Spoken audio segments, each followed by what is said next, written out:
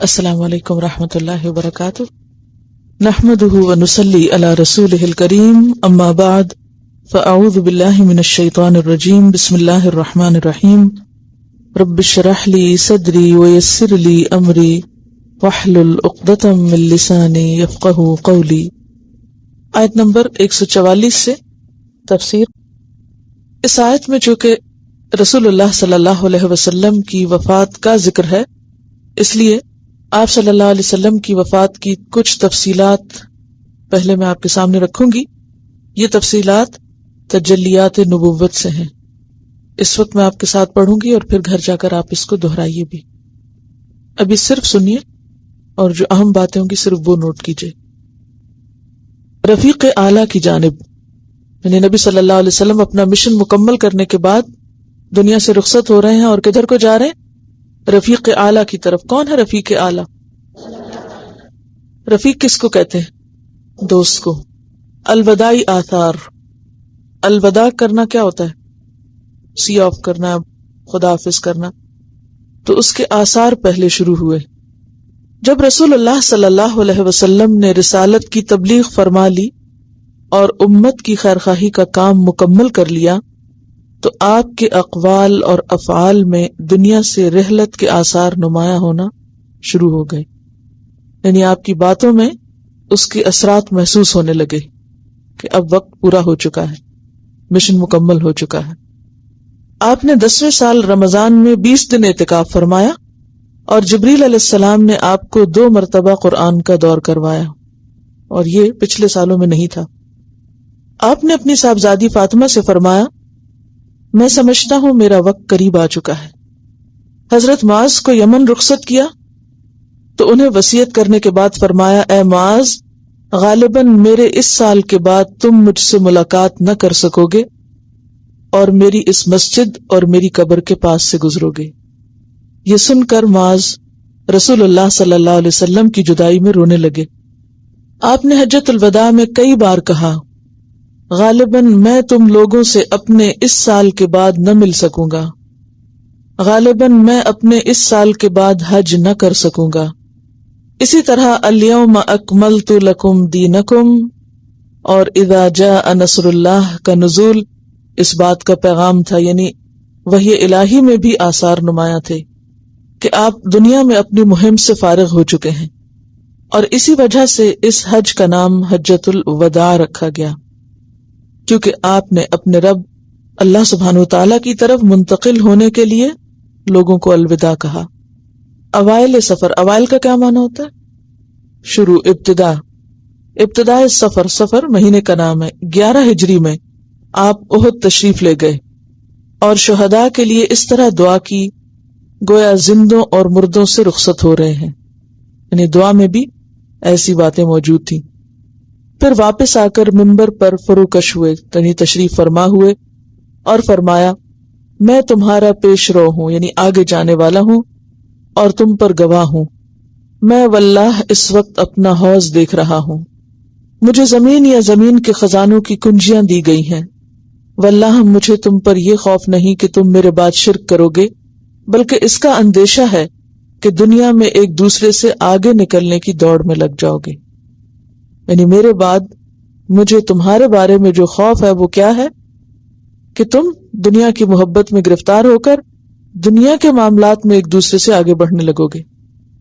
ماہ سفر کے آخر میں آپ رات کے وقت بقیع غرقد تشریف لے گئے، وہ کیا ہے؟ قبرستان، اور اہل بقیع کے لیے دعائے مغفرت کی اور فرمایا، ہم بھی تم سے آن ملنے والے ہیں۔ پھر آپ بیمار ہو گئے۔ ماہ سفر کے آخری سوموار کو رسول اللہ صلی اللہ علیہ وسلم ایک جنازے میں بقیع تشریف لے گئے، یعنی کسی کو دفن کرنے کے لیے۔ حضرت عائشہ فرماتی ہیں کہ آپ بقیع سے واپس تشریف لائے تو میں اپنے سر میں درد محسوس کر رہی تھی اور یہ کہہ رہی تھی کہ ہائے میرا سر۔ آپ نے فرمایا، بلکہ میں واللہ اے عائشہ، ہائے میرا سر، یعنی میرے سر میں بھی درد ہے۔ یہ آپ کی بیماری کی ابتدا تھی، یعنی آغاز سر درد سے ہوا۔ آپ اس کے باوجود باری باری سب بیویوں کے ہاں دن گزارتے رہے، یہاں تک کہ مرض سخت ہو گیا یعنی آخری وقت تک حقوق کی ادائیگی کا خیال تھا کہ کسی کے ساتھ کمی نہ ہو۔ اس وقت آپ حضرت میمونہ کے گھر میں تھے اور پوچھ رہے تھے کہ میں کل کہاں رہوں گا، یعنی ایک جگہ پھر دوسری جگہ پھر تیسری جگہ۔ آپ دیکھیں ہمیں اگر ایک دن سے دوسرے دن اپنا بستر بدلنا پڑے تو کتنا انکمفرٹیبل ہوتا ہے۔ آپ پوچھ رہے تھے کہ میں کل کہاں رہوں گا، میں کل کہاں رہوں گا۔ مقصود حضرت عائشہ کی باری تھی۔ ازواج مطہرات نے اجازت دے دی کہ آپ جہاں چاہیں رہیں۔ چنانچہ آپ فضل بن عباس، یہ کون تھے؟ آپ کے چچا کے بیٹے تھے، اور علی ابن ابی طالب، یہ کون تھے؟ یہ بھی چچا کے بیٹے تھے اور ساتھ داماد بھی تھے۔ اور علی ابن ابی طالب رضی اللہ عنہما کے درمیان، یعنی دونوں کے کندھوں پہ ہاتھ رکھ کے ٹیک لگا کر دونوں پاؤں زمین پر گھسیٹتے ہوئے نکلے، یعنی اتنی کمزوری تھی کہ پاؤں اٹھا نہیں سکتے تھے، اور حضرت عائشہ کے گھر منتقل ہو گئے۔ حضرت عائشہ فرماتی ہیں کہ جب نبی صلی اللہ علیہ وسلم میرے گھر تشریف لائے اور بیماری نے زور پکڑا تو آپ نے فرمایا مجھ پر 7 مشکیزیں پانی ڈالو جن کا بندھن نہ کھولا گیا، یعنی پورے پورے بھرے ہوئے ہوں، تاکہ میں لوگوں کو وصیت کر سکوں۔ چنانچہ ہم نے آپ کو حضرت حفصہ کی ایک لگن میں بٹھا کر، یعنی ایک ٹب میں بٹھا کر ان مشکیزوں سے پانی ڈالا، یعنی بخار کی شدت تھی تو اس سے وہ کم ہوئی، حتیٰ کہ آپ اشارہ فرمانے لگے کہ تم لوگوں نے کام پورا کر دیا ہے۔ پھر آپ لوگوں کی جانب تشریف لے گئے، انہیں نماز پڑھائی اور خطاب فرمایا۔ اس خطاب میں آپ نے جو باتیں فرمائیں وہ یہ تھیں، تم سے پہلے جو لوگ تھے وہ اپنے انبیاء اور بزرگوں کی قبروں کو مساجد بنا لیتے تھے، تم لوگ قبروں کو مسجدیں نہ بنانا، میں تمہیں اس سے منع کرتا ہوں۔ اور فرمایا یہود و نصارہ پہ اللہ کی لعنت، انہوں نے اپنے انبیاء کی قبروں کو مساجد بنایا، یعنی قبروں کو سجدے کرنے لگے۔ مزید فرمایا کہ تم لوگ میری قبر کو بت نہ بنانا کہ اس کی پوجا کی جائے۔ پھر آپ نے اپنے آپ کو قصاص کے لیے پیش کیا۔ اس کا کیا مطلب ہے کہ اگر میں نے کسی کے ساتھ کوئی زیادتی کی ہو، کسی کو کوئی تکلیف پہنچائی ہو تو وہ بدلہ لے لے۔ انصار کے متعلق خیر کی وصیت کی۔ پھر فرمایا ایک بندے کو اللہ نے اختیار دیا کہ وہ دنیا کی چمک دمک اور زیب و زینت میں سے جو چاہے لے لے، یا اللہ کے پاس جو کچھ ہے اسے اختیار کر لے، تو اس بندے نے اللہ کے پاس جو کچھ ہے اسے اختیار کیا اور دنیا کی زیب و زینت سے کچھ نہ لیا۔ ابو سعید خدری فرماتے ہیں یہ سن کر ابو بکر رونے لگے اور فرمایا ہم اپنے ماں باپ کے ساتھ آپ پر قربان۔ اس پر ہمیں تعجب ہوا۔ لوگوں نے کہا اس بڈھے کو دیکھو، رسول اللہ صلی اللہ علیہ وسلم تو ایک بندے کے بارے میں یہ بتا رہے ہیں کہ اللہ نے اسے اختیار دیا کہ دنیا کی چمک دمک اور زیب و زینت میں سے جو چاہے اسے اللہ دے دے، یا وہ اللہ کے پاس جو کچھ ہے اسے اختیار کر لے، اور یہ کہہ رہا ہے کہ ہم اپنے ماں باپ کے ساتھ آپ پہ قربان۔ لیکن چند دن کے بعد واضح ہو گیا کہ جس بندے کو اختیار دیا گیا تھا وہ خود رسول اللہ صلی اللہ علیہ وسلم تھے، اور ابو بکر ہم میں سب سے زیادہ صاحب علم تھے، یعنی باتوں کو جلد سمجھ جاتے تھے۔ پھر رسول اللہ صلی اللہ علیہ وسلم نے حضرت ابو بکر کی تعریف کی اور ان کے دروازوں کے سوا مسجد میں کھلنے والے تمام دروازوں کو بند کرنے کا حکم دیا۔ یہ بدھ کے روز کی بات ہے۔ جمعرات کو آپ کی بیماری نے اور شدت اختیار کر لی۔ آپ نے فرمایا لاؤ میں تمہیں ایک تحریر لکھ دوں جس کے بعد تم کبھی گمراہ نہ ہوگے۔ حضرت عمر نے کہا آپ پر تکلیف کا غلبہ ہے اور تمہارے پاس قرآن ہے، اللہ کی یہ کتاب تمہارے لیے کافی ہے۔ اس پر لوگوں میں اختلاف ہو گیا، اور جب شور اور اختلاف زیادہ ہوا تو آپ نے فرمایا میرے پاس سے اٹھ جاؤ۔ اسی دن آپ نے وصیت کی کہ یہود و نصارہ اور مشرکین کو جزیرۃ العرب سے نکال دیا جائے اور وفود کو اسی طرح نوازا جائے جیسے آپ نوازتے تھے، اور نماز اور غلاموں اور لونڈیوں کے متعلق تاکید فرمائی، یعنی حسن سلوک کی۔ فرمایا میں تم میں 2 چیزیں چھوڑ کر جا رہا ہوں، جب تک انہیں مضبوطی سے پکڑے رکھو گے ہرگز گمراہ نہ ہوگے، کتاب اللہ اور میری سنت۔ نبی صلی اللہ علیہ وسلم مرض کی شدت کے باوجود نماز خود پڑھایا کرتے تھے، لیکن اس دن جمعرات کو جب عشاء کا وقت ہوا تو آپ نے لگن میں غسل فرمایا تاکہ مرض میں تخفیف ہو جائے۔ پھر اٹھنے لگے تو غشی طاری ہو گئی، پھر افاقہ ہوا، دوبارہ غسل فرمایا، پھر اٹھنے لگے، پھر غشی طاری ہو گئی، تیسری بار پھر غسل فرمایا، اٹھنے لگے تو غشی طاری ہو گئی۔ آخر آپ نے ابو بکر کو کہلا بھیجا کہ وہ لوگوں کو نماز پڑھائیں۔ چنانچہ اس وقت سے بقیہ ایام میں ابو بکر رضی اللہ تعالیٰ عنہ نے نماز پڑھائی۔ آپ کی حیات مبارکہ میں ابو بکر کی پڑھائی گئی نمازوں کی کل تعداد 17 ہے۔ ہفتہ یا اتوار کو رسول اللہ صلی اللہ علیہ وسلم نے کچھ افاقہ محسوس کیا، چنانچہ 2 آدمیوں کے درمیان ظہر کی نماز کے لیے تشریف لائے۔ اس وقت ابو بکر نماز پڑھا رہے تھے، آپ کو ان کے بائیں بٹھا دیا گیا۔ چنانچہ اب ابو بکر رسول اللہ صلی اللہ علیہ وسلم کی اقتداء کر رہے تھے اور لوگ ابو بکر کی اقتداء، وہی لوگوں کو تکبیر سنا رہے تھے۔ یعنی آپ آہستہ تکبیر کہتے تو ابو بکر اس کو دہرا کر اونچی آواز میں کہتے اور لوگ پھر اس کے پیچھے چلتے۔ اتوار کے دن نبی صلی اللہ علیہ وسلم نے اپنے غلام آزاد کر دیے۔ آپ کے پاس 7 دینار تھے، انہیں بھی صدقہ کر دیا۔ ہتھیار مسلمانوں کو ہبہ کر دیے۔ رات آئی تو حضرت عائشہ نے اپنا چراغ ایک عورت کے پاس بھیجا اور کہلایا کہ اپنی کپی سے ہمارے چراغ میں گھی ٹپکا دو تاکہ چراغ جلا سکیں۔ آپ صلی اللہ علیہ وسلم کی زرہ ایک یہودی کے پاس 30 سا تقریباً 75 کلو جو کے عوض رہن رکھی ہوئی تھی، کیونکہ انبیاء درہم و دینار نہیں چھوڑتے، اپنے پیچھے مال نہیں چھوڑتے، ان کا ورثہ صرف اور صرف علم ہوتا ہے۔ اس لیے آپ نے اپنے ہاتھوں میں تمام چیزیں ختم کر دیں، صرف کھانے کا کچھ سامان چھوڑا جو 75 کلو کے قریب تھا، اور وہ بھی آپ کی زرہ کے عوض تھا جو رہن رکھی ہوئی تھی۔ سوموار کی صبح ابو بکر نماز پڑھا رہے تھے۔ رسول اللہ صلی اللہ علیہ وسلم نے حضرت عائشہ کے حجرے کا پردہ ہٹایا اور لوگوں کی طرف دیکھ کر مسکرائے۔ اس پر ابو بکر ایڑیوں کے بل پیچھے ہٹے اور سمجھا کہ آپ نماز کے لیے تشریف لانا چاہتے ہیں۔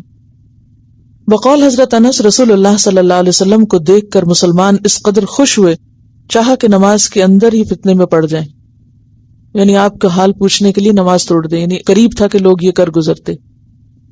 لیکن رسول اللہ صلی اللہ علیہ وسلم نے ہاتھ سے اشارہ فرمایا کہ اپنی نماز پوری کرو، پھر حجرے کے اندر تشریف لے گئے اور پردہ گرا لیا۔ اسی دن یا اسی ہفتے رسول اللہ صلی اللہ علیہ وسلم نے حضرت فاطمہ کو بلایا اور کچھ سرگوشی کی، وہ رونے لگی، پھر کچھ سرگوشی کی تو ہنسنے لگی۔ حضرت عائشہ نے دریافت کیا تو چھپا گئیں، لیکن جب نبی صلی اللہ علیہ وسلم کی وفات ہو گئی تو بتایا کہ آپ نے پہلی دفعہ یہ فرمایا تھا کہ آپ اپنے اسی مرض میں وفات پا جائیں گے، اس لیے وہ رو پڑی۔ دوسری بار یہ فرمایا کہ آپ کے اہل و عیال میں سب سے پہلے وہی یعنی حضرت فاطمہ آپ سے آ کر ملیں گی، اس لیے وہ ہنس پڑی، اور آپ نے انہیں یہ بشارت دی کہ آپ ساری خواتین عالم کی سردار ہیں۔ ادھر حضرت فاطمہ نے رسول اللہ صلی اللہ علیہ وسلم کے قرب کی شدت دیکھی تو بے اختیار پکار اٹھی، وا قرب اباہو، ہائے ابا جان کی تکلیف۔ آپ نے حضرت حسن اور حسین کو بلا کر چوما اور ازواج مطہرات کو بلا کر واض و نصیحت کی۔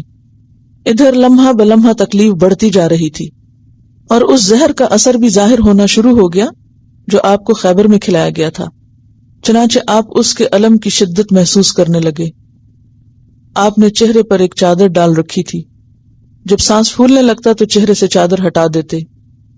اسی حالت میں آپ نے فرمایا، یہود و نصارہ پہ اللہ کی لعنت، انہوں نے اپنے انبیاء کی قبروں کو مسجد بنا لیا۔ مقصد کیا تھا کہ ان جیسے کاموں سے امت کو روکا جائے، سرزمین عرب میں 2 دین باقی نہ رہنے دیے جائیں۔ یہ آخری ارشاد اور وصیت تھی جو آپ نے لوگوں کو فرمائی۔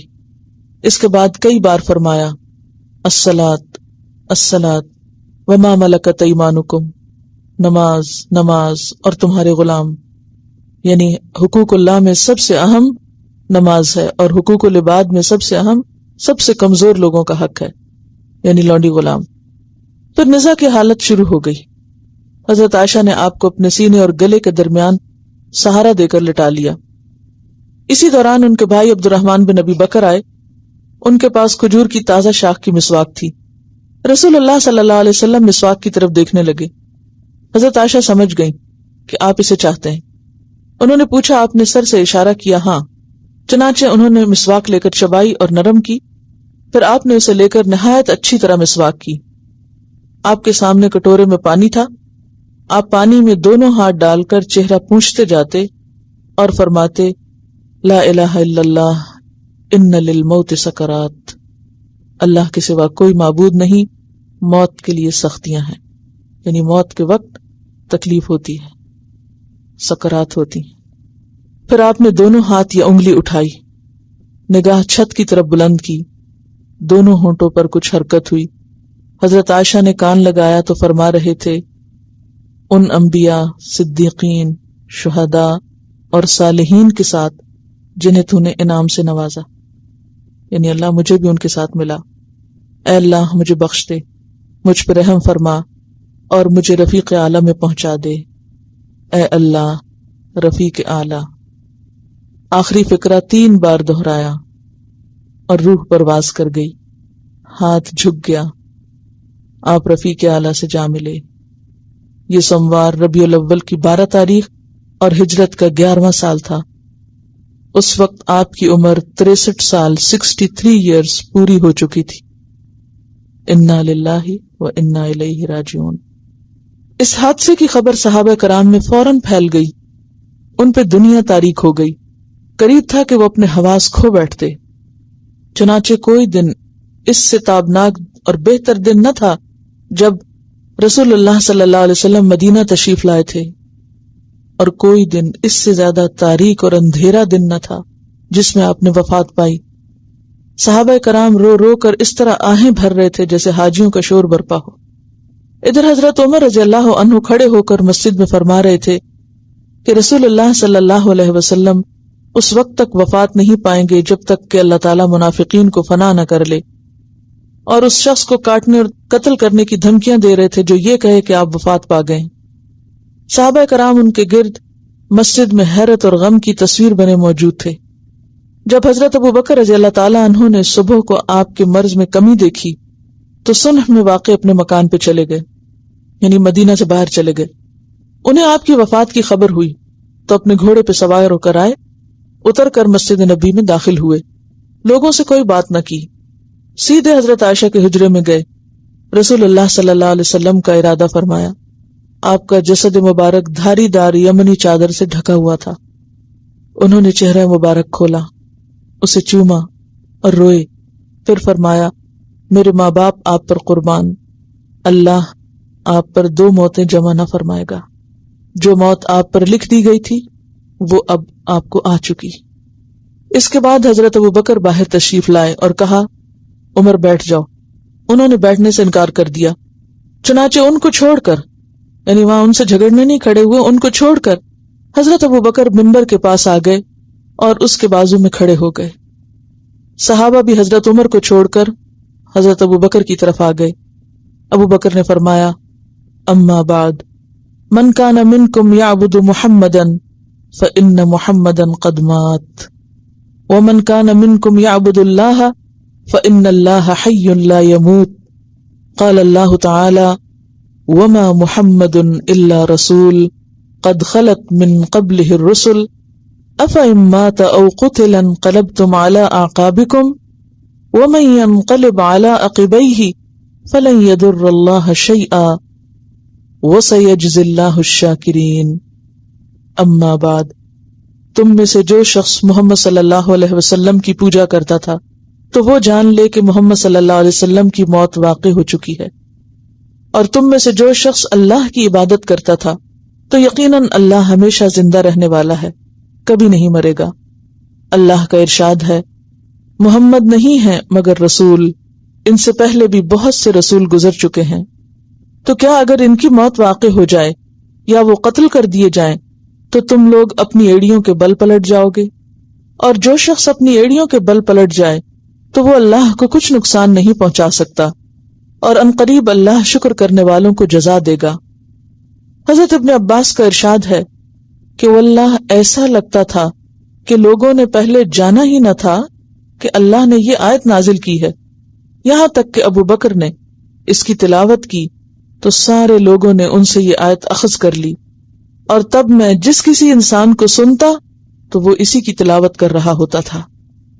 حضرت عمر کا ارشاد ہے، واللہ میں نے جو ہی حضرت ابو بکر کو یہ آیت تلاوت کرتے ہوئے سنا تو جان گیا کہ یہ برحق ہے، پس میں ٹوٹ کر رہ گیا، حتیٰ کہ میرے پاؤں مجھے اٹھا ہی نہیں رہے تھے، اور میں زمین کی طرف لڑھک گیا، اور میں جان گیا کہ واقعی نبی صلی اللہ علیہ وسلم کی وفات ہو چکی ہے۔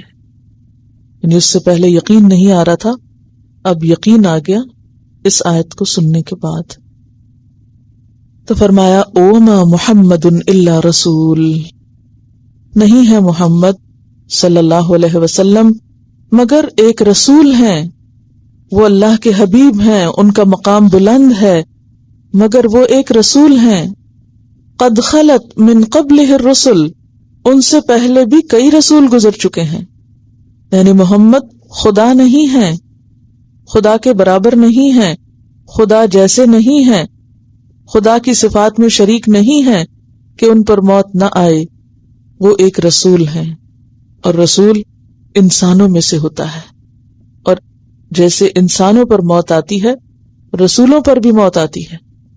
تو وما محمد الا رسول، اور نہیں محمد صلی اللہ علیہ وسلم مگر ایک رسول، قد خلت تحقیق گزر چکے، خلت خیلام واو گزرنا، کسی کا اس حال میں ہونا کہ اس کی وجہ سے جگہ یا زمانہ خالی ہو جائے، یعنی کسی کے جانے سے جو خلا پیدا ہو جائے، تو قد خلت تحقیق گزر چکے، یعنی خالی ہو گیا زمانہ ان کے جانے سے، من قبلہ اس سے پہلے، الرسل کئی رسول، افإن مات کیا پھر اگر وہ مر جائیں، او قتل یا قتل کر دیے جائیں، جیسے کہ جنگ احد میں یہ خبر مشہور ہو گئی تھی کہ رسول اللہ صلی اللہ علیہ وسلم قتل کر دیے گئے، شہید کر دیے گئے، انقلبتم علی اعقابکم تو تم لوٹ جاؤ گے، پلٹ جاؤ گے اپنی ایڑیوں پر،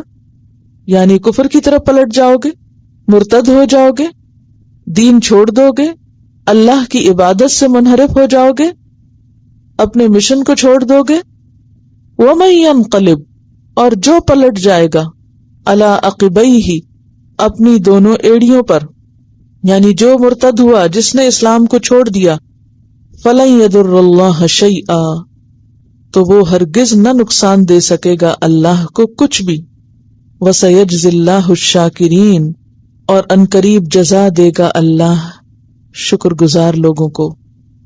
حقیقت یہ ہے کہ ایمان بندے سے یہ تقاضا کرتا ہے کہ وہ دین پر اس لیے قائم ہو کہ وہ اللہ کا بھیجا ہوا طریقہ زندگی ہے، وہ کسی شخصیت یا کسی انسان یا کسی لیڈر یا کسی کی خاطر بھی دین کو نہ پکڑے، بلکہ صرف اور صرف اللہ کی خاطر دین پر جمے۔ ایسا شخص ہی دراصل مومن کہلانے کا حقدار ہے کہ جو ہر چیز سے اوپر اٹھ کر اللہ کو پہچانے، اور اس پر کچھ بھی گزر جائے، کتنا بھی بڑے سے بڑا نقصان اس کا ہو جائے، تو بھی وہ دین کو نہ چھوڑے، حقیقی معنوں میں جم جائے۔ اور جہاں تک پیغمبر کا تعلق ہے تو اگرچہ رسول اللہ صلی اللہ علیہ وسلم اللہ کی مخلوق میں سب سے بہترین مخلوق ہیں، چنے ہوئے ہیں، محبوب ہیں، پسندیدہ ہیں، لیکن چونکہ آپ بھی انسان ہیں، اس لیے آپ پر وہ ساری چیزیں گزری جو کسی انسان پہ گزرتی، خوشی کے مواقع بھی اور غم کے بھی۔ آپ زخمی بھی ہوئے، آپ کو چوٹ بھی لگی، آپ گرے بھی، اور اپنی عمر اور اپنا مشن جب پورا کر چکے تو آپ فوت بھی ہوئے، کیونکہ ہر انسان کے لیے اللہ نے ایک وقت مقرر کر رکھا ہے۔ قرآن پاک میں اللہ تعالیٰ فرماتے ہیں، سورۃ فاطر آیت 11، وَمَا يُعَمَّرُ مِن مُعَمَّرٍ وَلَا يُنقَصُ مِنْ عُمُرِهِ إِلَّا فِي كِتَابٍ نہیں عمر دیا جاتا کوئی بھی عمر دیا جانے والا، اور نہ اس کی عمر میں سے کچھ کم کیا جاتا ہے، مگر یہ کہ سب کچھ ایک کتاب میں ہے، یعنی لکھا ہوا ہے۔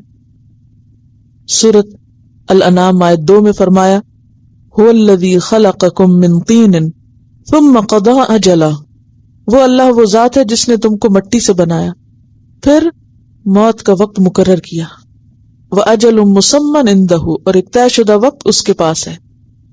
تو یہ سمجھنا کہ رسول اللہ صلی اللہ علیہ وسلم پر موت نہیں آئی، یہ قرآن کے عقیدے کے خلاف بات جاتی ہے، اور یہ سمجھنا کہ آپ اسی طرح زندہ ہیں جیسے اللہ تعالیٰ زندہ ہے، تو یہ اللہ کی ذات میں شرک کے برابر ہے بات۔ اور پھر اس سے کئی خرابیاں آگے نکلتی، مثلا یہ سمجھنا کہ آپ ہر جگہ حاضر و ناظر ہوتے ہیں، آپ سے دعائیں مانگی جائیں اور آپ کو کسی بھی طرح اللہ کے برابر مقام دیا جائے.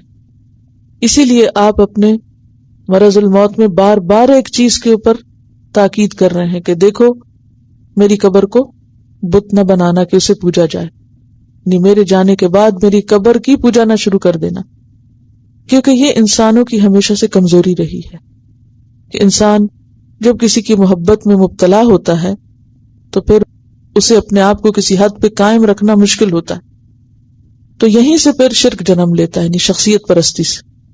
جہاں ہمارا ایمان مکمل نہیں ہوتا اس بات کے بغیر کہ ہم اللہ کے رسول صلی اللہ علیہ وسلم کو اپنے ماں باپ، اپنی اولاد اور اپنی جان سے بڑھ کر چاہیں، یعنی اگر کوئی ایسا نہیں کرتا تو اس کا ایمان نہیں ہے.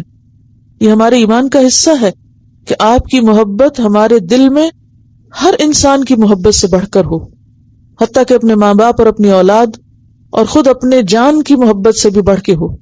وہیں دوسری طرف ہمیں یہ بھی سکھایا گیا کہ پھر اللہ اور اللہ کے رسول کے مقام میں جو فرق اللہ نے خود رکھا ہے اس کو بھی ملحوظ رکھو. نبی صلی اللہ علیہ وسلم اللہ کی مخلوق ہیں، انسان ہیں، بشر ہیں، نہ وہ خدا ہیں نہ خدا کا حصہ ہیں، اور نہ ہی ان کے اندر کوئی صفت خدا کی صفات میں سے ہے. اور یہاں سے نیت کی خرابی کی تردید بھی ہوتی ہے کہ انسان صرف اور صرف اللہ کی رضا اور اللہ کی خوشی کے لیے ہر کام کرے، حتیٰ کہ رسول اللہ کی خوشی کے لیے بھی نہیں. کیسے کہ اگر آپ زندہ ہیں تو ہم اپنی جانیں لڑائیں گے اور بہادری کے جوہر دکھائیں گے، اور اگر آپ نہیں رہے تو ہم کس کو بتائیں، اور ہم واپس پلٹ رہے ہیں. فرمایا نہیں، وَمَن يَنْقَلِبْ عَلَىٰ عَقِبَيْهِ فَلَن يَضُرَّ اللَّهَ شَيْئًا، جو پلٹے گا یہ سوچ کے کہ اللہ کے رسول باقی نہیں رہے تو ہمارا اب زندہ رہنے کا کیا مقصد اور ہم اب دین کے لیے کیا کریں گے، تو ایسا کرنا درست نہیں.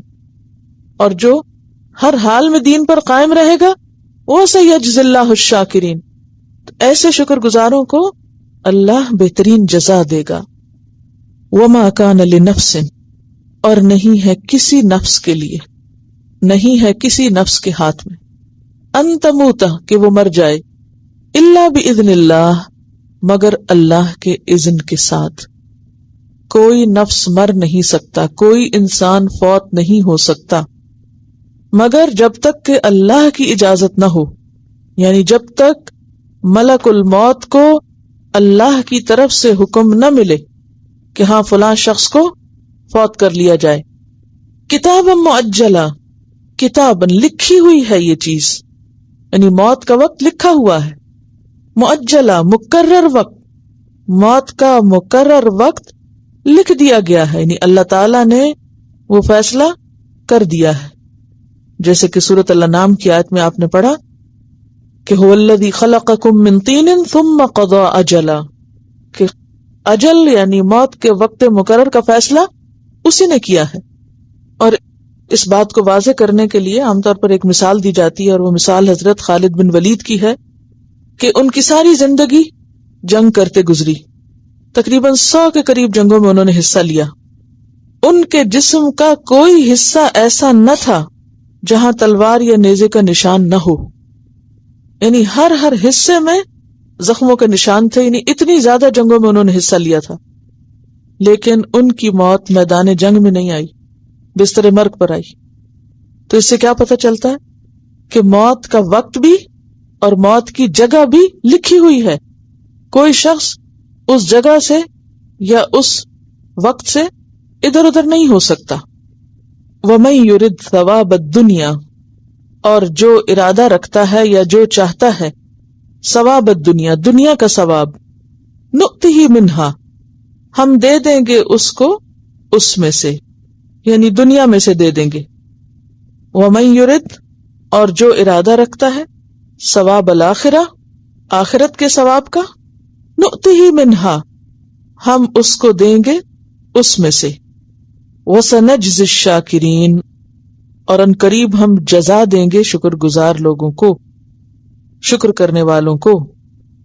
اب یہاں یہ واضح کر دیا گیا کہ جو شخص اللہ کی خاطر لڑتا ہے اور آخرت میں جزا پانے کے لیے لڑتا ہے اس کا عمل بھی فرق ہوگا اور اس کا انجام بھی فرق ہوگا. اور جو دنیا کے فائدوں کے لیے لڑتا ہے تو اس کا کچھ فائدہ دنیا میں دے دیا جائے گا، لیکن اس کا انجام دوسرے سے فرق ہوگا، اسے آخرت میں کچھ نہیں ملے گا. اس بات کو ایک اور جگہ پر سورۃ الشورى آیت نمبر 20 میں مزید واضح کیا گیا. اللہ تعالیٰ فرماتے ہیں من کان یرید حرث الآخرہ، جو آخرت کی کھیتی چاہتا ہے، یعنی اپنے عمل کا بدلہ یا جزا آخرت میں جا کر کاٹنا چاہتا ہے، لینا چاہتا ہے، نزد لہ فی حرثہ، اس کے کھیت میں تو ہم اور زیادہ اضافہ کر دیں گے، یعنی وہ بدلہ کئی گنا زیادہ بڑھا کر اس کو دیں گے. لیکن اس کے برعکس ومن کان یرید حرث الدنیا، جو شخص دنیا کی کھیتی چاہتا ہے، یعنی اپنے اعمال کی جزا یا بدلہ دنیا میں ہی لے لینا چاہتا ہے، فوری طور پر لینا چاہتا ہے، تو پھر نؤتیہ منہا، ہم اسے اس میں سے دے دیں گے. اور ظاہر ہے کہ دنیا میں انسان زیادہ سے زیادہ کیا پا سکتا ہے اور کتنی دیر اسے استعمال کر سکتا ہے. وما لہ فی الآخرۃ من نصیب، اور اس کے لیے آخرت میں کوئی حصہ نہ ہوگا، آخرت کے اجر کے اعتبار سے وہ بالکل محروم رہے گا. پھر اسی طرح سورۃ بنی اسرائیل میں آتا ہے من کان یرید العاجلۃ عجلنا لہ فیہا ما نشاء، جو عاجلہ چاہتا ہے، عاجلہ کا کیا مطلب ہے؟ جلدی ملنے والا فائدہ، تو ہم اس کو جلدی دے دیں گے جو ہم چاہیں گے. لمن نرید، جس کو ہم چاہیں گے. ثم جعلنا لہ جہنم، پھر ہم اس کا لیے ٹھکانہ جہنم رکھیں گے. یصلاھا مذموما مدحورا، جس میں وہ جا پڑے گا مذمت کیا ہوا، دھتکارا ہوا. ومن اراد الآخرہ، اور جو آخرت کا ارادہ رکھے گا، وسعی لہا سعیہا، اور اس کے لیے کوشش کرے گا جیسی کوشش کرنی چاہیے. وہو مؤمن، اور وہ مومن بھی ہوگا. فاولئک کان سعیہم مشکورا، ایسے لوگوں کی کوششوں کی قدردانی کی جائے گی. تو اس سے بالکل واضح ہو جاتا ہے کہ انسان جو نیت اور جو ارادہ اور جو طلب رکھ کے کوئی نیکی کرے گا، اس نیت کے مطابق وہ بدلہ یا اجر پائے گا. اسی لیے کہتے ہیں نا انما الاعمال بالنیات، اعمال کا دار و مدار نیت پر ہے. اگر کوئی شخص کوئی بھی نیکی کر رہا ہے، اپنے عمل یا عبادت کے طور پر، یہ کسی کے ساتھ کوئی بھلائی کر رہا ہے، تو اس نیکی کے ظاہری پہلو کو نہیں دیکھا جائے گا، یہ دیکھا جائے گا پیچھے سوچ کیا تھی، اس کا بدلہ یا اس کا اجر یا اس کا ریوارڈ جو ہے وہ کہاں چاہتا تھا، دنیا میں فوراً یا آخرت میں. اور اسی لیے ہم دیکھتے ہیں کہ انسان کی دعائیں بھی پھر اس کے مطابق ہی ہوتی ہیں، اور انسان کی طلب اور انسان کی گفتگو سب اسی کے ارد گرد گھومتی ہے. مثلا سورۃ البقرہ آیت 201 میں آپ نے پڑھا وَمِنْهُمْ مَنْ يَقُولُ رَبَّنَا آتِنَا فِي الدُّنْيَا حَسَنَةً وَفِي الْآخِرَةِ حَسَنَةً وَقِنَا عَذَابَ النَّارِ. تو یہاں یہ جو دنیا کی بھلائی مانگتا ہے وہ دنیا کی شہرت نہیں، اس سے مراد کیا ہے کہ دنیا میں ہمیں نیکی کی اور توفیق دے اور ہمیں امن و عافیت کے ساتھ اپنی اطاعت کا موقع دے. آپ دیکھیے کہ دنیا اور آخرت دو ڈیفرنٹ اینڈز پر ہیں. ایسے ہی فرق ہے جیسے شمال اور جنوب کا یا مشرق اور مغرب کا. تو جو شخص مشرق کی طرف جانا چاہے وہ مغرب کو نہیں پہنچ سکتا، اور جو شخص مغرب کی طرف منہ کر لے مشرق کو اینڈ نہیں اس کا ہو سکتا. To opposite directions. لہذا جو شخص کوئی اچھا کام کرتا ہے اور اس کی نیت میں یہ ہوتا ہے کہ اللہ مجھے اس کا بدلہ آخرت میں دے، مجھے کسی انسان سے کوئی تعریف نہیں چاہیے، کوئی بدلہ نہیں چاہیے، کوئی شہرت نہیں چاہیے، میں صرف اس کو اپنے رب کی رضا کے لیے کر رہا ہوں، ایسا شخص اس عمل کا کئی گنا زیادہ اجر پائے گا. اور جو شخص بظاہر تو نیکی کا کام کر رہا ہو لیکن اس کے دل میں کھوٹ ہو کہ میں اس کی نظروں میں بھی جج جاؤں اور یہاں سے بھی مجھے فائدہ حاصل ہو جائے اور یہاں سے بھی میرا کام نکل آئے اور یہاں سے بھی میری دنیا آسان ہو جائے، یعنی دنیا کے گرد اس کی نیکی گھوم رہی ہے، تو اللہ کو سب پتا ہے اور پھر آخرت میں اس کے لیے کوئی اجر نہیں. اس سارے معاملے کو ایک حدیث بہت اچھی طرح واضح کرتی ہے، اور وہ کس طرح؟ حضرت انس سے روایت ہے کہ رسول اللہ صلی اللہ علیہ وسلم نے فرمایا جس کی نیت طلب آخرت کی ہو، جس کی نیت طلب آخرت کی، نہیں کوئی اچھا کام کیا آپ نے اور آپ کی نیت کیا ہے؟ میں اس کا بدلہ، ریوارڈ، ثواب اللہ کے پاس جا کے لینا چاہتا ہوں. سچی نیت ہے اس کی، اللہ اس کے دل میں دنیا کی طرف سے بے نیازی پیدا کر دیتا ہے. یعنی اس کے اندر پھر ایک اطمینان آ جاتا ہے. اس کے دل میں کیا آ جاتا ہے؟ دنیا کی ہرس، لالچ اور دنیا کے پیچھے دوڑنے کی جو ایک تکلیف ہے وہ اس کی ختم ہو جاتی ہے. اس کے اندر ایک اطمینان آ جاتا ہے اور اس کی پریشانی کو جمع کر دیتا ہے، اور دنیا اس کے پاس ذلیل ہو کر آتی ہے. اور جس کی نیت طلب دنیا کی ہو، اللہ محتاجی اس کی آنکھوں کے سامنے کر دیتا ہے. یعنی ہر وقت دنیا کی ضرورت اس کے دماغ پہ چھائی رہتی ہے. یہ نہیں پورا پڑتا، یہ نہیں ہوتا، وہ نہیں وہ نہیں وہ نہیں. یعنی وہ نہ ہونے کا جو احساس ہے ہونے کے باوجود وہ غالب رہتا ہے اس پہ. اس کی جمعیت خاطر کو پراگندہ کر دیتے ہیں. اس کے خیالات بھی بکھرے رہتے ہیں، اس کی پریشانی بھی ہر وقت رہتی ہے. سکون نام کی شے نہیں ہوتی اس کی زندگی میں. اور دنیا میں سے اس کو اتنا ہی ملتا ہے جو اللہ نے اس کے لیے لکھ دیا، اس سے آگے نہیں وہ جا سکتا.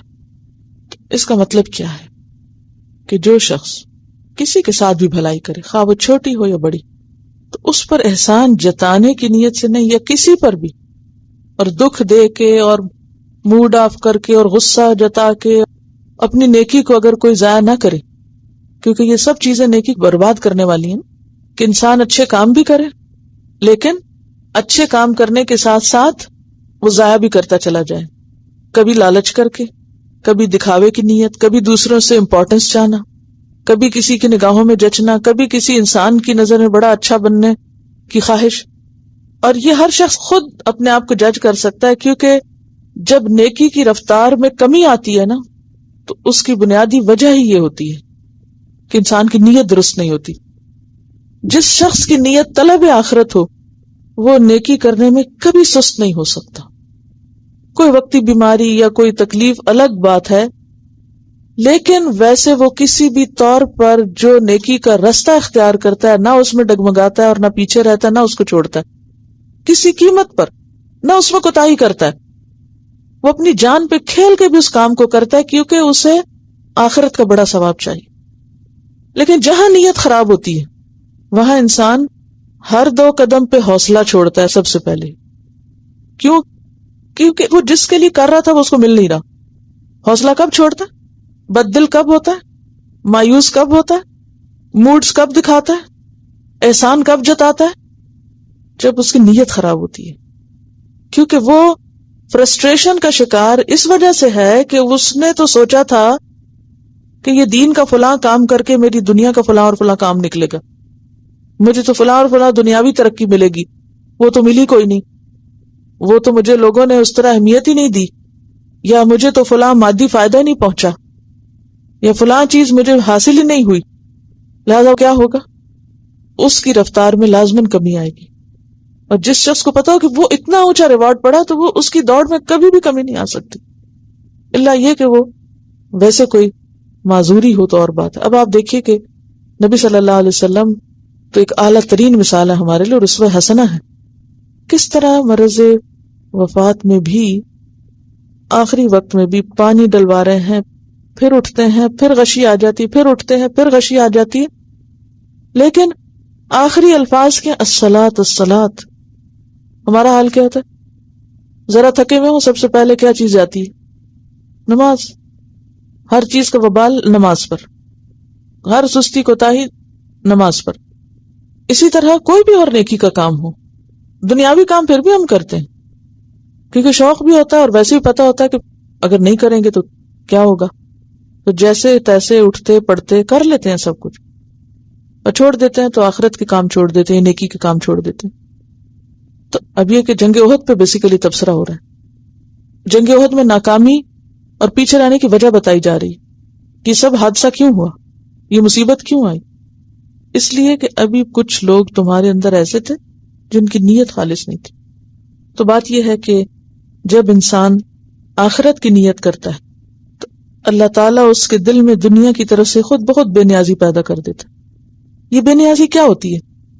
کوئی انسان اس کے ساتھ کچھ بھی کرے اسے پرواہ نہیں ہوتی، کوئی اسے عزت دے یا نہ دے اسے کوئی فرق نہیں پڑتا، کوئی اس کی قدر کرے یا نہ کرے اسے کوئی فرق نہیں پڑتا، کوئی اس کو اہمیت دے یا نہ دے اسے کوئی فرق نہیں پڑتا.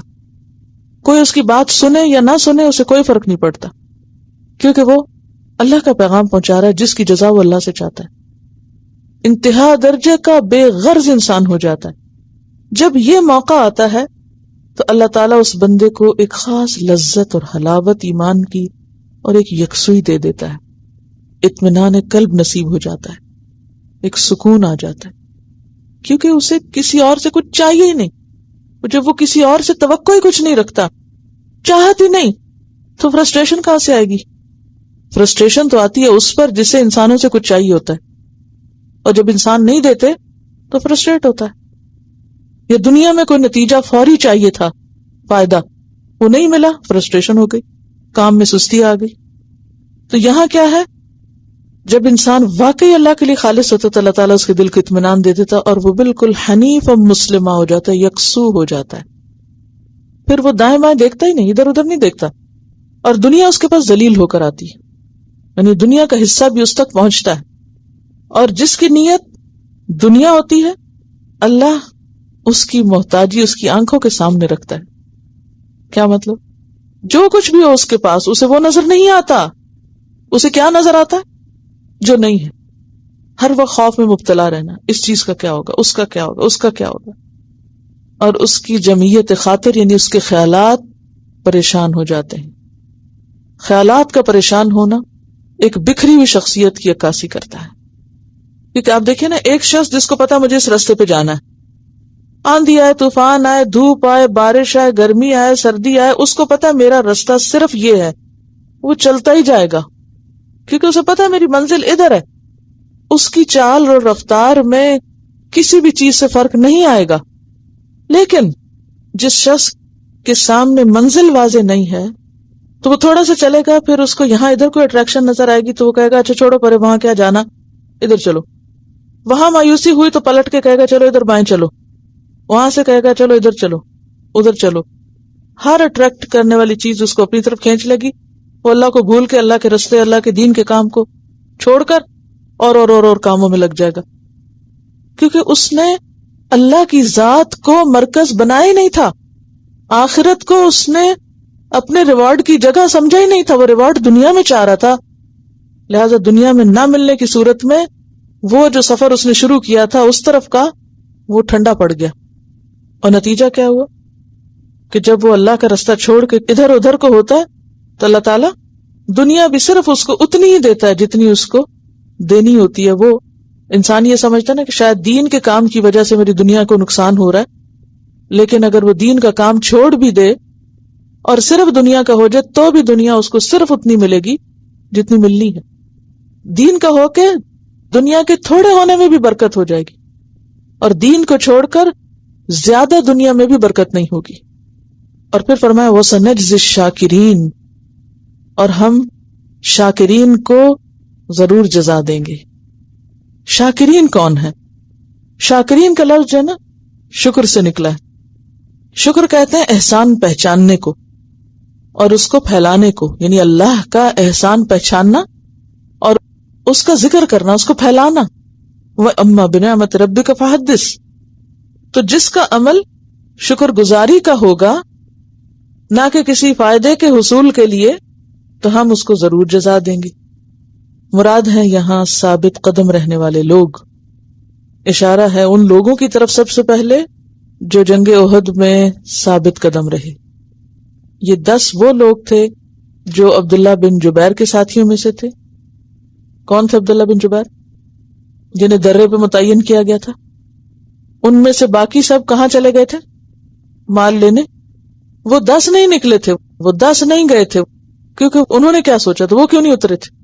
ایک تو انہیں یاد تھا کہ ہمیں نبی صلی اللہ علیہ وسلم نے منع کیا تھا، دوسرا ان کے دل میں بے نیازی تھی کہ ہم یہاں مال لینے تو آئے ہی نہیں، لہٰذا ہم کس لیے جائیں وہاں.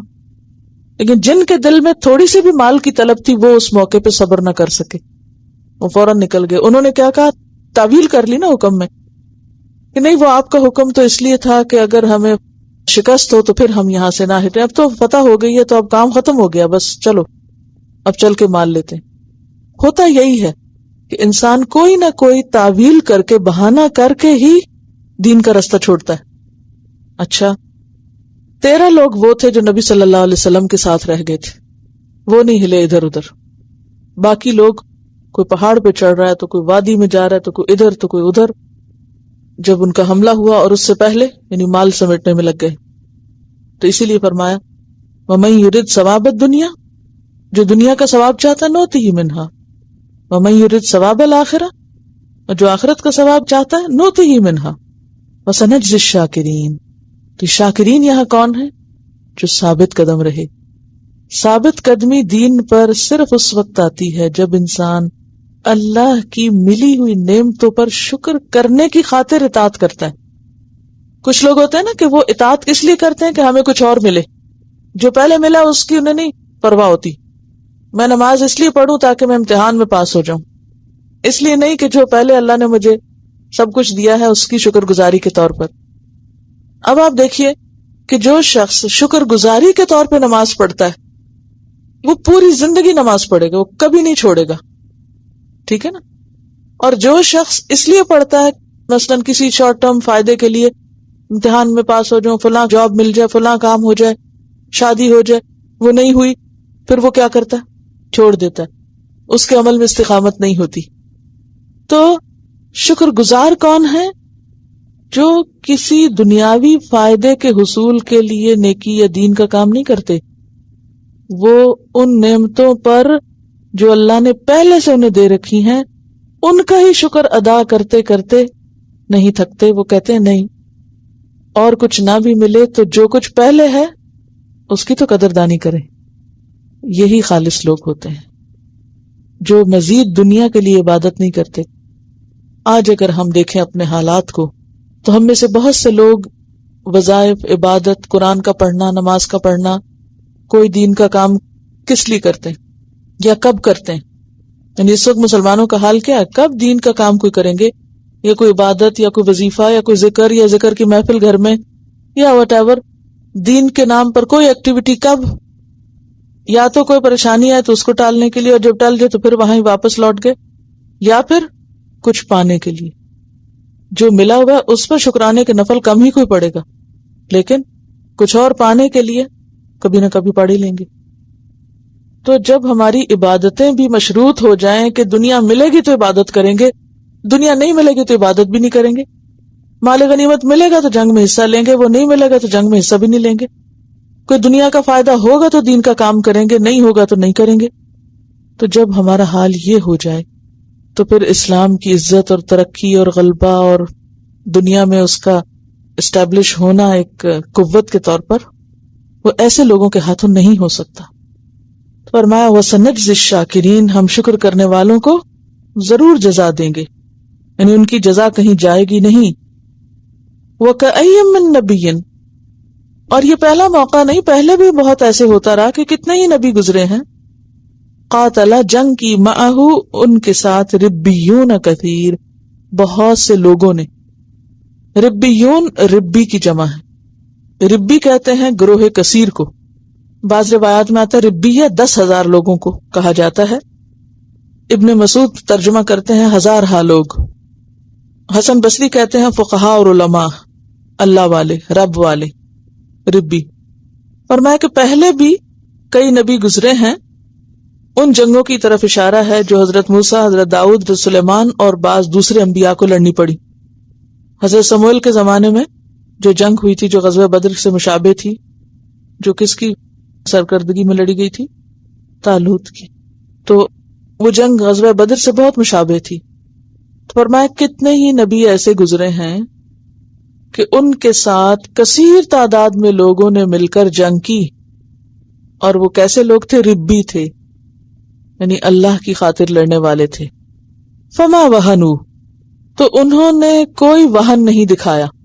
ان اللہ والوں نے کبھی بھی وہن نہیں دکھایا. وہن کا کیا مطلب ہے؟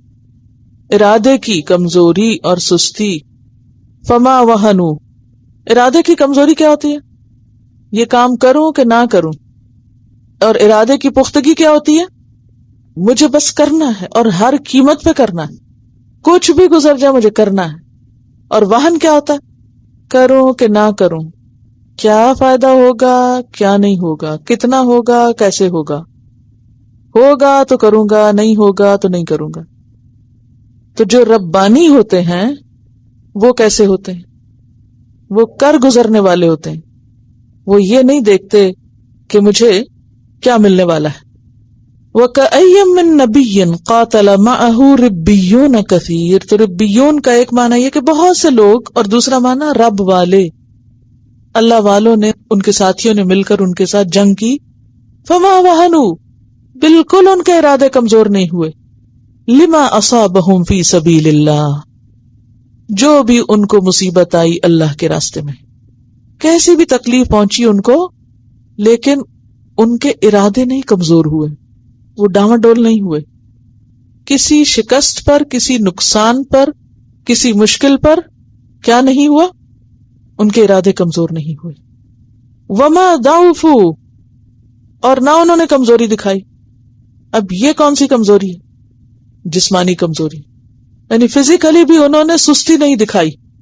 وہن ارادے کی کمزوری، اور ضعف جسمانی کمزوری، جسمانی سستی، کسل مندی، ڈھیلا پن. وما استکانوا، اور نہ وہ دبے، نہ وہ بیٹھ رہے. استکانہ کا لفظ جو ہے اس کے دو روٹ بتائے جاتے ہیں.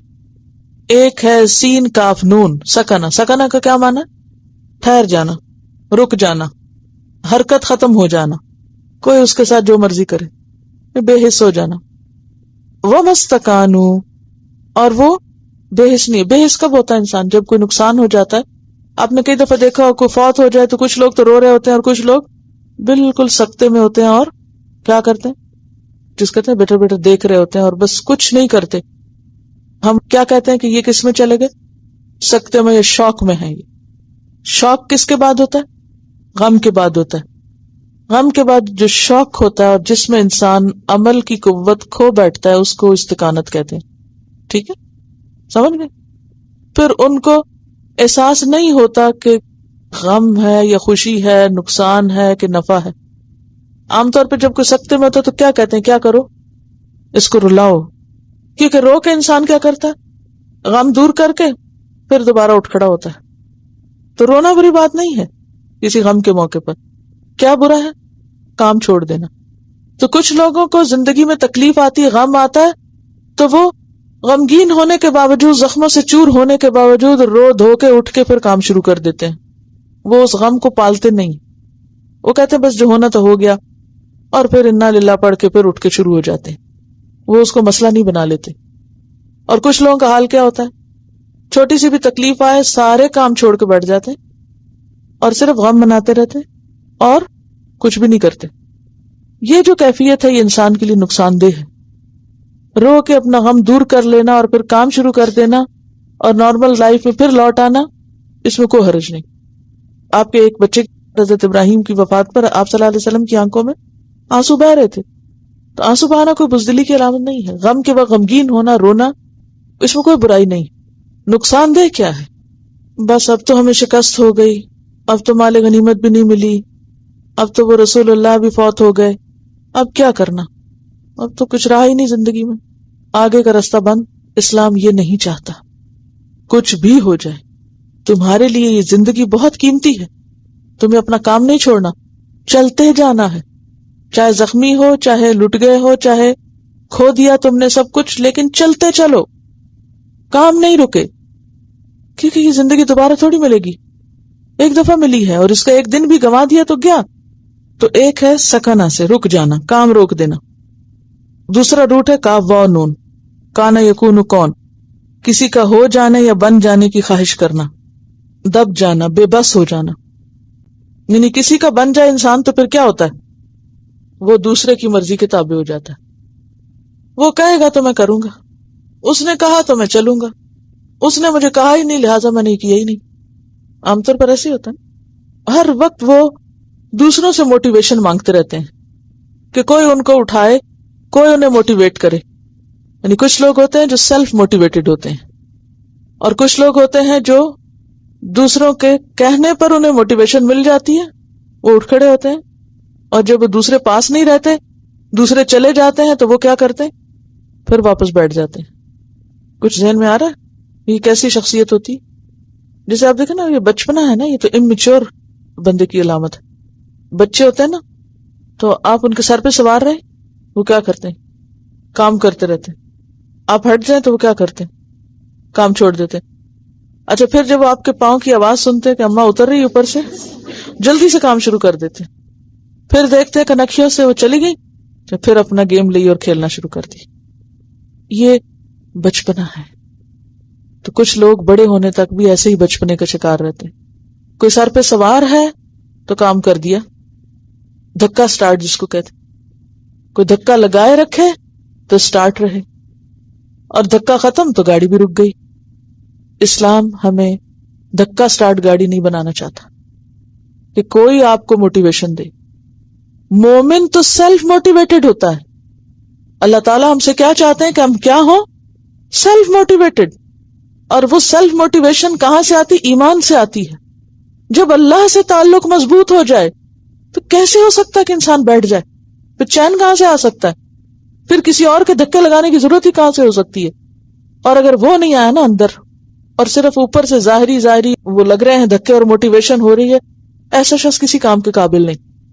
یہی وجہ کہ آپ دیکھیں کہ نبی صلی اللہ علیہ وسلم کی وفات کے بعد، یعنی یہ اللہ کی خاص حکمت تھی نا کہ جنگ احد میں یہ خبر مشہور ہو اور پھر لوگوں کا ری ایکشن دیکھا جائے، اور اس غلطی سے لوگوں کو تیار کر دیا جائے آئندہ اس وقت کے لیے کہ جب حقیقت میں نبی صلی اللہ علیہ وسلم دنیا میں نہیں رہیں گے تو پھر یہ صحابہ کیا کریں گے. اور آپ کو معلوم ہے پھر صحابہ نے کیا کیا تھا؟ آپ کے جانے کے بعد بیٹھ گئے تھے مدینہ میں. کیا کیا تھا؟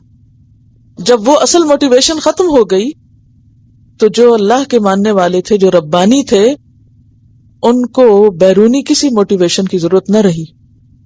ان میں سے ایک سیلف موٹیویٹڈ تھا، اور جو کام نبی صلی اللہ علیہ وسلم چھوڑ کر گئے تھے وہ اس کام کو آگے بڑھانے والے تھے. اور یہ موٹیویشن اس حد تک تھی کہ بڑی بڑی قوتوں سے جب ٹکرائے تو آپ ذرا ان کا حال دیکھیں. یہ ایک روایت ہے ابن ابی حاتم کی کہ ملک فارس پر جہاد کرنے کی حالت میں دریائے دجلہ کے ادھر مسلمان اور ادھر ایرانی فوج تھی. سو ایک مسلمان نے کہا کہ تم کو کون سی چیز ان دشمنوں کی طرف عبور کرنے سے روک رہی ہے؟ کیوں نہیں جاتے؟ یہ دجلہ بھی کیوں کر موت دے گا؟ موت دجلہ میں تھوڑی ہے. اللہ تعالیٰ نے فرمایا وما کان لنفس ان تموت الا باذن اللہ کتاب مؤجلہ. یہ کہہ کر دجلہ میں اپنا گھوڑا ڈال دیا. اس کے پیچھے اور مسلمانوں نے بھی گھوڑے ڈال دیے. ایرانیوں نے جو یہ حال دیکھا تو اپنی زبان میں ایک دوسرے سے کہا دیو آمدن، دیو جن آ گئے ہیں، دیو آمدن، دیو آ گئے ہیں.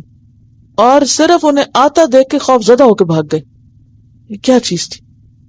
سیلف موٹیویشن کس کے اندر ایسی ہوتی؟ ایمان تھا نا سیلف موٹیویشن کے. ڈرتے ہو یہ نقصان ہو جائے گا، وہ ہو جائے گا، اس کا کیا بنے گا؟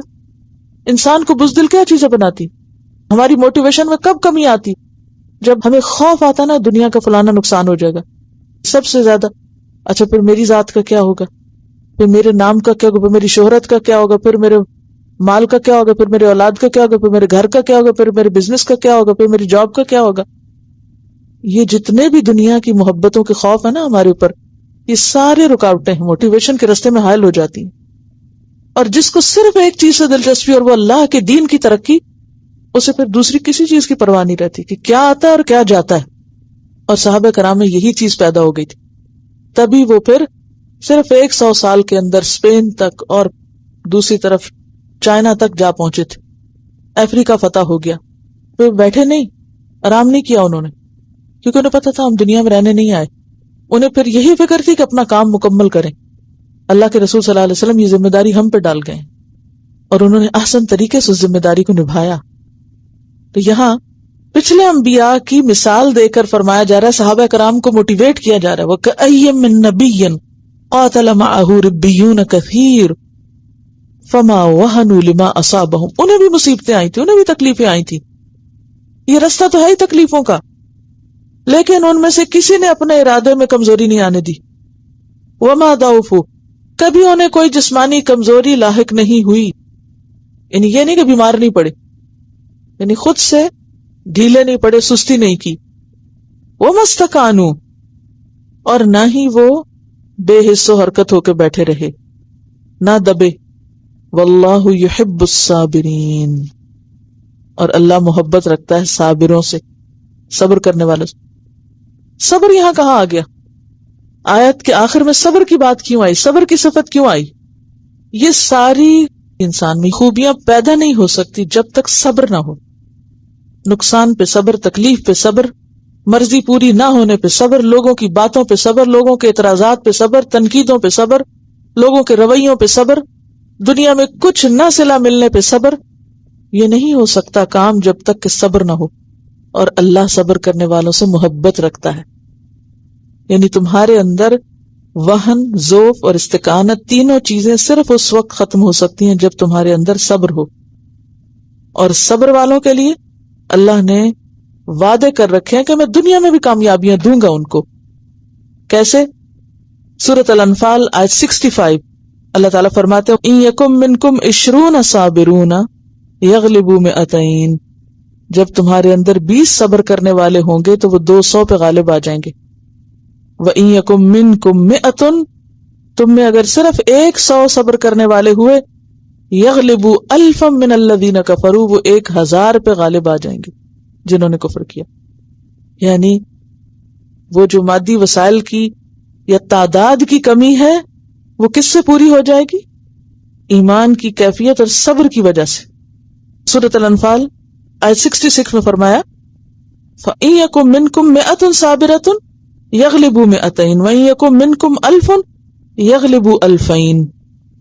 جتنا جتنا صبر ہوگا اتنی اتنی مدد آئے گی۔ پہلے فرمایا 100,000 پہ آ جائیں گے، یہاں فرمایا 100-200 پہ آئیں گے، پھر فرمایا 1000-2000 پہ آئیں گے۔ یعنی کبھی تو ریشو 1:10 ہوگا اور کبھی 1:2 ہوگا بس۔ کیوں؟ جیسا ایمان ہوگا، جیسا توکل ہوگا، جیسے کرو گے دنیا میں بھی ویسی مدد آئی اتنی۔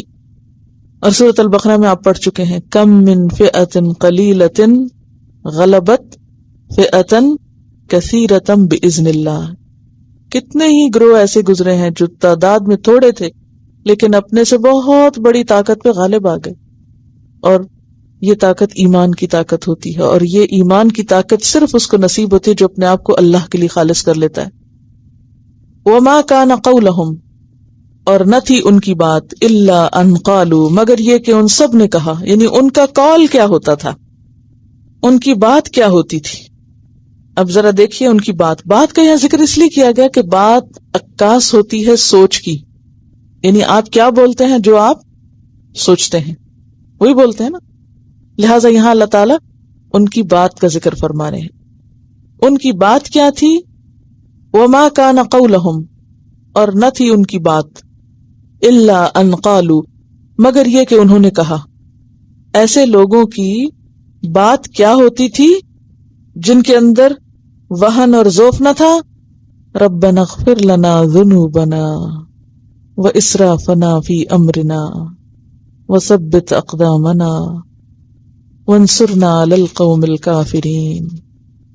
سراپا عجز، سب کچھ کر کے بھی اپنے آپ کو عاجز سمجھنے والے، مصیبت کی حالت میں شکوے کی بجائے، بے صبری کی بجائے توجہ کس پر ہے؟ اپنی غلطیوں پر۔ کیوں؟ اس لیے کہ ان کو پتا ہے کہ ناکامی اللہ کی نافرمانی کی وجہ سے ہوتی ہے، ہماری کوئی غلطی ہے۔ یہ نہیں ہو سکتا ہم اللہ کے راستے میں نکلیں اور اللہ کی مدد نہ آئے۔ اگر مدد نہیں آئی تو کوئی وجہ ہے، اور وہ وجہ کیا؟ ہماری غلطی ہے کہیں۔ اس لیے وہ کہتے ہیں ربنا اغفر لنا ذنوبنا، اللہ ہمارے گناہ معاف کر دے، ہماری کمی کوتاہی معاف کر دے۔ ذنوب صغیرہ گناہوں کو کہتے ہیں، وہ اسرافنا کبیرہ گناہوں کو۔ اسراف سین رے فے سے زیادتی۔ فی امرنا، ہمارے اس کام میں۔ کون سے کام میں؟ دین کے کام میں۔ یا رب دین کے کام میں ہم سے اگر کوئی چھوٹی یا بڑی غلطی ہو گئی ہے تو وہ معاف کر دے تاکہ پھر ہم یہ کام مکمل کر سکیں۔ وثبت اقدامنا، اور ہمارے قدم جما کے رکھنا، ایسا نہ ہو ہمارے اندر لغزش آ جائے، کمزوری آ جائے اور ہم یہ رستہ چھوڑ بیٹھے۔ وانصرنا علی القوم الکافرین، اور ہمیں کافر قوم پر مدد عطا کر۔ کیوں مدد کی دعائیں اللہ سے کیوں مانگتے ہیں وہ؟ حالانکہ نہ ان کا ارادہ کمزور ہوا، نہ وہ دبے، نہ وہ سست ہوئے، اور صبر کے ساتھ جمے رہے، پھر بھی وہ کہتے ہیں کہ اللہ تو ہمیں مدد دے. کیوں؟ کیونکہ وہ جانتے ہیں کہ وَمَن نَصْرُ إِلَّا مِنْ عِنْدِ اللَّهِ الْعَزِيزِ الْحَكِيمِ، کہ مدد صرف اللہ کی طرف سے آتی ہے جو زبردست ہے، حکمت والا ہے. اور اس دعا سے ملتی جلتی ایک صحیح مسلم میں بھی دعا آتی ہے بہت ہی خوبصورت، اللہم اغفر لی خطیئتی وجہلی واسرافی فی امری وما انت اعلم بہ منی. کیا معنی اس دعا کا؟ اللہ میری خطا معاف کر دے، میری جہالت ناسمجھی میں کی ہوئی غلطیاں معاف کر دے، وہ اسرافی اور میری زیادتیاں معاف کر دے، فی امری جو میرے اس کام میں ہے، وما انت اعلم بہ منی، اور جس چیز کو تو مجھ سے بھی زیادہ جانتا ہے. کیا مطلب؟ مجھ سے بھی زیادہ جانتا ہے میری کمی کوتاہی کو، یعنی اللہ کو زیادہ پتا ہے نا کہ ہماری غلطیاں کیا ہیں، ہمیں خود بھی نہیں پتا ہوتا بعض اوقات. تو اس سے کیا پتا چلتا ہے کہ اللہ کے راستے میں نکلنے والوں کی دعائیں کیسی ہوتی ہیں، ان کے احساسات کیا ہوتے ہیں. کیونکہ دعا انسان کے احساسات کا زبانی اظہار ہوتا ہے، وہ زبان سے وہی کہتے ہیں جو دل میں محسوس کرتے ہیں. وما کان قولہم الا ان قالوا ربنا اغفر لنا ذنوبنا واسرافنا فی امرنا. اس سے یہ بھی پتہ چلتا ہے کہ انہیں اپنی کسی کام پر، نیکی کے بڑے سے بڑے کام پر کوئی ناز نہیں ہوتا، کوئی تکبر نہیں ہوتا. وہ کبھی گن گن کے نہیں رکھتے کہ میں نے یہ اور یہ کارنامے کیے ہیں. وہ کارنامے گننے کی بجائے کیا گنتے ہیں؟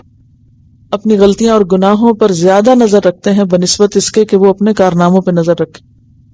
آپ کبھی کسی صحابی کا نہیں سنیں گے کہ وہ کہیں بیٹھ کے گنوا رہا ہو کہ میں نے فلاں اور فلاں بہادری کے جوہر فلاں موقع پہ دکھائے تھے. اس کے برعکس وہ اپنی غلطیوں کو زیادہ یاد رکھنے والے تھے. ہمارا حال کیا؟ غلطیاں بھول جاتے ہیں، چھوٹی چھوٹی باتوں کو، چھوٹی چھوٹی کامیابیوں کو بولتے نہیں تھکتے.